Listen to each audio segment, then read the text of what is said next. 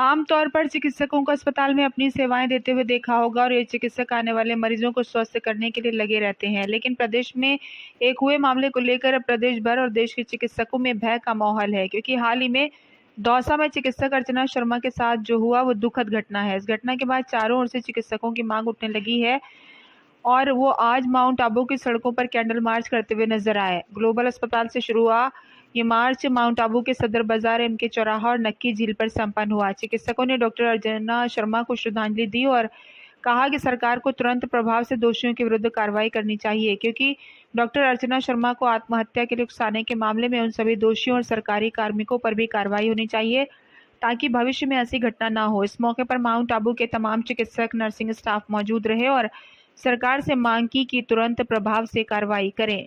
302 की धारा लगा के हत्या का मुकदमा दर्ज किया जाता है, वो भी कुछ असामाजिक तत्व, जिसमें कुछ लोग लोकल लीडर, कुछ लोग अखबार के प्रतिनिधि और कुछ लोग पुलिस के, तो उन पर 302 का मुकदमा दर्ज किया गया।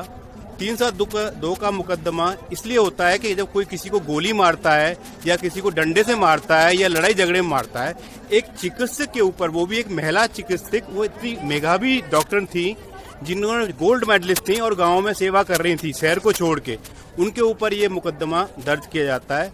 वो इतना उनको मेंटल प्रेशर दिया कि उनको अंततः अपनी देह लीला समाप्त करनी पड़ी। उसके 2 छोटे छोटे बच्चे हैं। अब ये चीजें ऐसी हो गई हैं कि इलाज के दौरान कोई डॉक्टर, किसी को, डॉक्टर का ये बाइट कोट है, ये जान बचाने के लिए होता है। कोरोना में भी लोगों ने अपने परिवार की जितनी भी जान मतलब जान की परवाह नहीं करते हुए दूसरों की जान बचाई है। ऐसे में एक डॉक्टर को इतना प्रताड़ित करना कि उसको देह लीला समाप्त करनी पड़े, और जो करवाने वाले लोग थे वो अभी भी खुले घूम रहे हैं।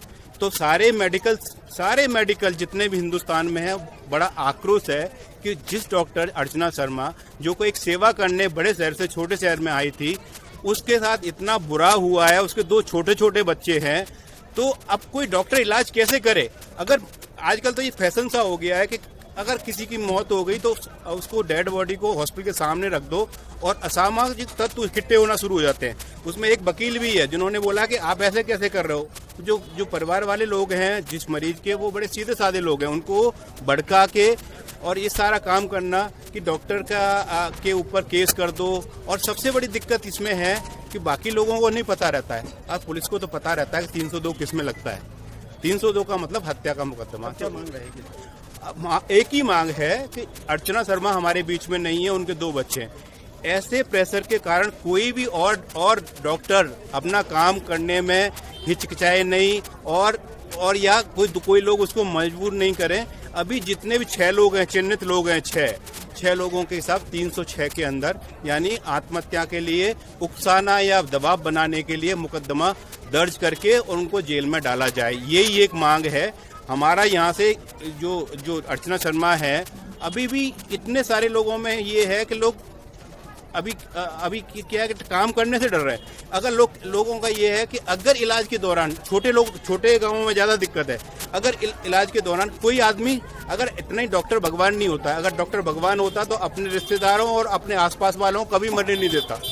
अब इसमें इतना रोष है कि डॉक्टरों में कि वो इलाज करें या नहीं करें, भोली वाली जनता होती है, उसको भड़का में आके गवर्नमेंट को ये काम करना चाहिए कि जो असामाजिक तक बीच में आ जाते हैं, पुलिस को भी हर एक थाने में भेजना चाहिए कि डॉक्टर के खिलाफ कोई मुकदमा नहीं हो सकता है। अगर आपको डॉक्टर से कोई शिकायत है, कोई उसके इलाज में शिकायत है, उसके लिए तरीका है, आप जाके शिकायत कर सकते हैं, उसकी जांच हो सकती है। अगर वाकई में दोषी है डॉक्टर तो उसको भी सजा भी मिलती है।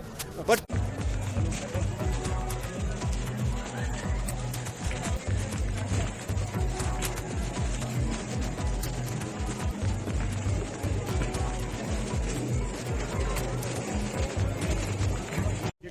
अति हो गई है।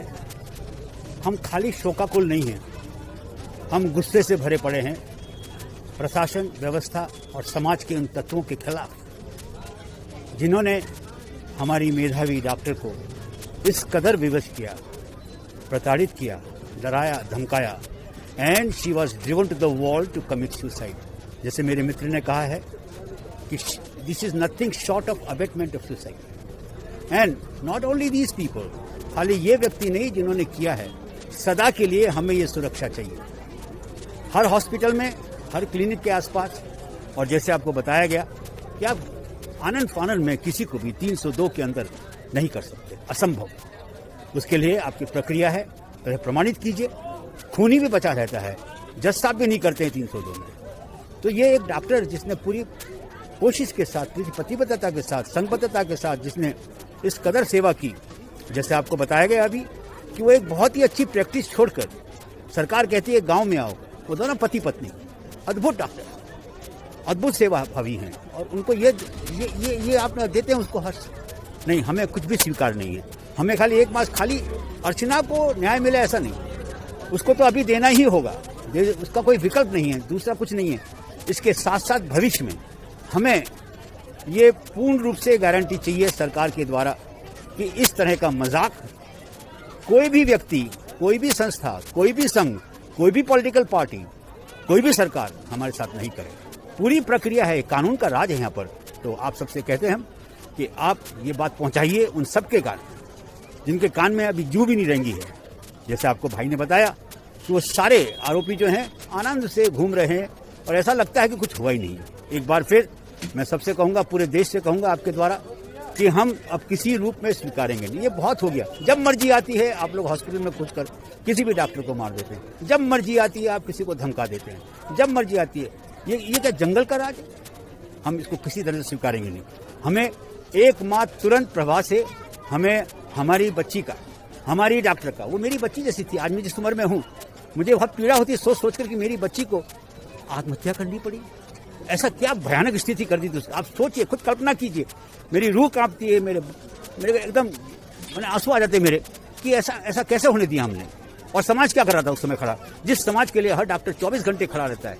जैसे आपको बताया, सफेद कोट आपको मारने के लिए नहीं बनाया।